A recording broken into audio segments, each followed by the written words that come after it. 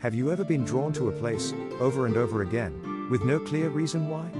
It happened to me at Fotheringay. Every visit, I'd bring the dogs, pick up shards of old pottery, and let my mind wander, imagining the quiet, turbulent life of Mary, Queen of Scots, during her long years there.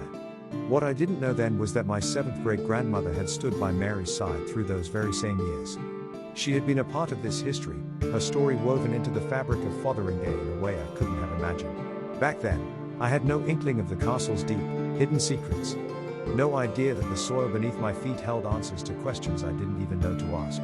But now, the pieces are beginning to fall into place. Segment 1, Origins of Fotheringay. Image, aerial view of Fotheringay Castle ruins. Let's start at the beginning. Fotheringay Castle's origins are shrouded in mystery, but the first major mention of the castle comes in the 11th century. Built by Simon de St. Liz, a Norman knight, Fotheringay played a significant role in the Norman conquest of England. Nestled in the fertile lands of Northamptonshire, it became a key stronghold. Its position along the River Nene made it a strategic location, perfect for controlling both trade and military movement. The castle itself is a symbol of the Norman reach into the heart of England. Segment 2, the early Scottish history associated with the castle. Fotheringay, however, wasn't just about the Normans. The Scots would soon find themselves entangled in its history. By the 12th century, Scotland and England were locked in an ongoing battle for dominance over these border regions. Fotheringay became a site where those tensions played out, with Anglo-Saxons and Normans vying for control of the area. But once the Treaty of Aberfeldy was signed, borders were respected. Scottish nobles, like David I, son of Malcolm, started attending the English court in 1093. He acquainted himself with the Norman nobles, and by the time he was crowned in 1124, there was a pro-Norman Scottish attitude. David invited Scottish nobles from Huntingdonshire to move up to Scotland, and they did. It is how the St. Clair dynasty ended up in Roslin and not Aberdeen. Segment 3, Tournaments and the Greatest Night of All Time. Now, Fotheringay wasn't all battles and bloodshed.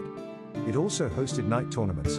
In fact, one of the most legendary knights of the time, William Marshall, who many regard as the greatest knight to ever live, competed in tournaments held here. Marshall was granted the use of Fotheringay, making Fotheringay a great place for nobles from Scotland and England to compete. Marshall wasn't just a man of combat, but a symbol of chivalry. His participation at Fotheringay elevated the castle's reputation as a center of both culture and martial prowess. These nightly tournaments grew in popularity as there was now a market for noble entertainment, royal showmanship, and political display. This would have especially been the case in the reigns of Henry I, 1100 to 1135, and Henry II, 1154 to 1189, who were known for their patronage of such event. Segment 5, Mary, Queen of Scots and her lady-in-waiting. Fast forward to the 16th century, and Fotheringay is now infamous as the place where Mary, Queen of Scots, was imprisoned. By now, Fotheringay was a prison, a cold, dreary, dingy space. Mary's reign was turbulent, filled with intrigue, betrayal, and fierce political rivalries.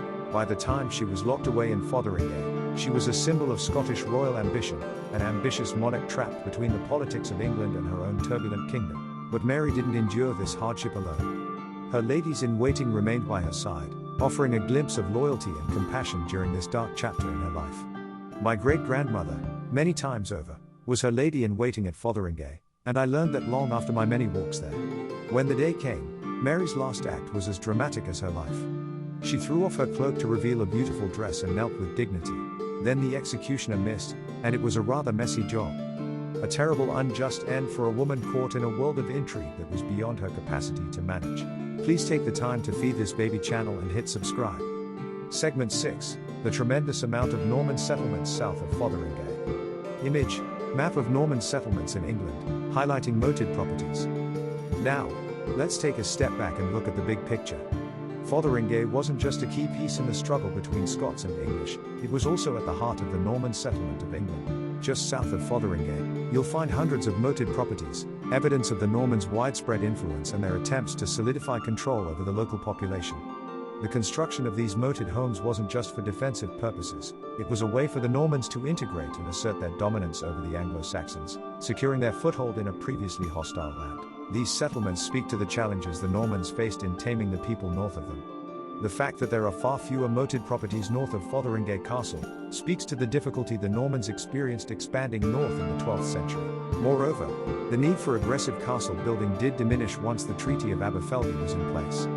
People accommodated to their new Norman gentry. Castles like Fotheringay were no longer at a Scottish/English crossroads, but some Scots stayed. Close to Fotheringay are the remnants of our mini-Scottish invasion to Fotheringay. Corby is known for its Scottish roots, and Little Addington and Burton Latimer hosted Scottish nobility well into the 20th century. And Scotland? But by the time of David I's death in 1153, Scotland had been profoundly changed. The Norman nobility had embedded themselves across the southern parts of the country, and many were granted significant estates, setting the tone for Scottish governance moving forward. The Norman invasion succeeded, in part, due to the alliances made with the Scots. The skirmishes and tournaments at Fotheringay were microcosms of their history with each other. And perhaps the ultimate irony is that the Queen of Scotland, and arguably England, was executed.